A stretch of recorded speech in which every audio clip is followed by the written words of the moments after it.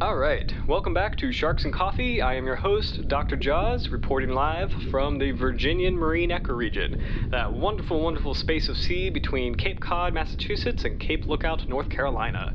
I love it. I talk about it a lot. It's my home. So, anyway, speaking of my home, we have to talk about shark myths and legends of the eastern coast of, and I can't say United States because these are before the United States. These are actually before colonial times.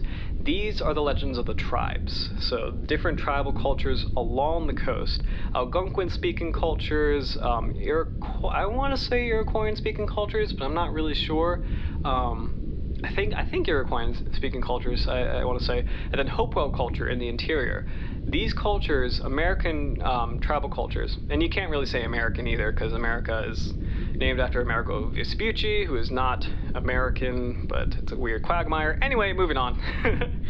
Just for the sake of terminology and identifying where we are, North American tribal cultures, pre-colonial North American tribal cultures, have a very interesting relationship with sharks. And it's interesting because not many people know that, because people think ancient relationship, Polynesian shark culture, right?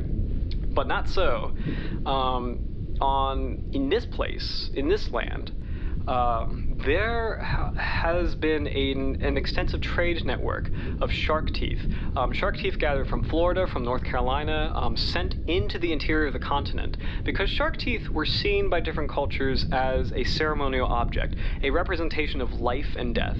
Meaning, specifically, you know how shark teeth are white in life and then black, like if they're fossil teeth? So modern shark teeth are pearly and nice and white, and then fossil teeth are deep, dark black color, very, very beautiful looking.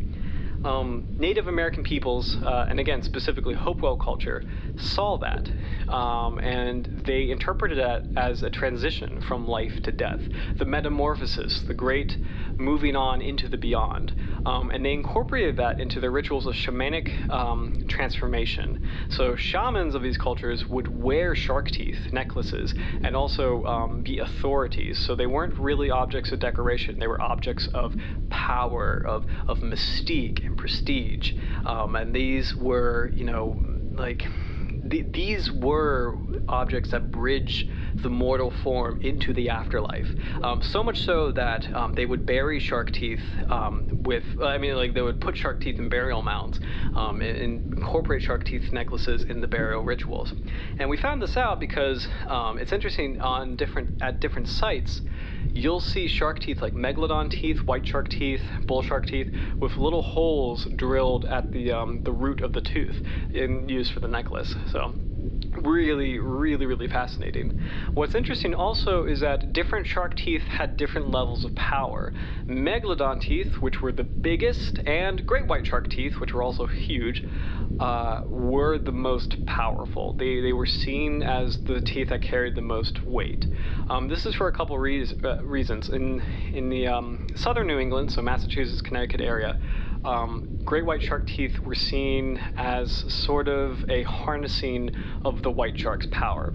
And what I mean by that is that the great white shark, people observed it back in the day in the sea as the apex predator. They knew that this was the great, and I shouldn't say monster, but just for poetry's sake, the great behemoth, right? The great behemoth of the sea, consuming all seals and sometimes devouring whale carcasses, and very, very dangerous to the person itself, or themselves.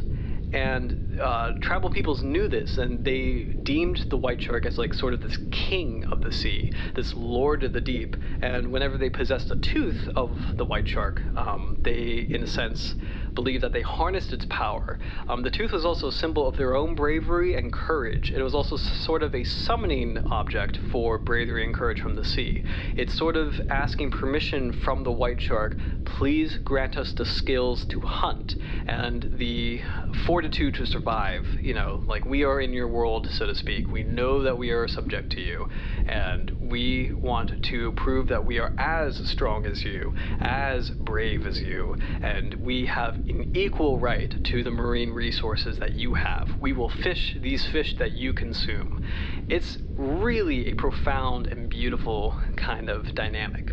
So I think that is really, fascinating. It's just it's just a secret lost history, and you just have to dig a little bit deeper in order to find it.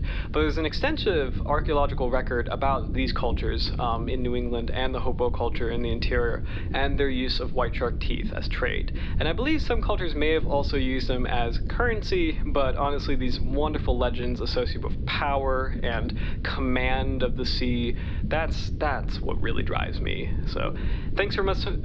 Excuse me, I'm kind of slurring my words.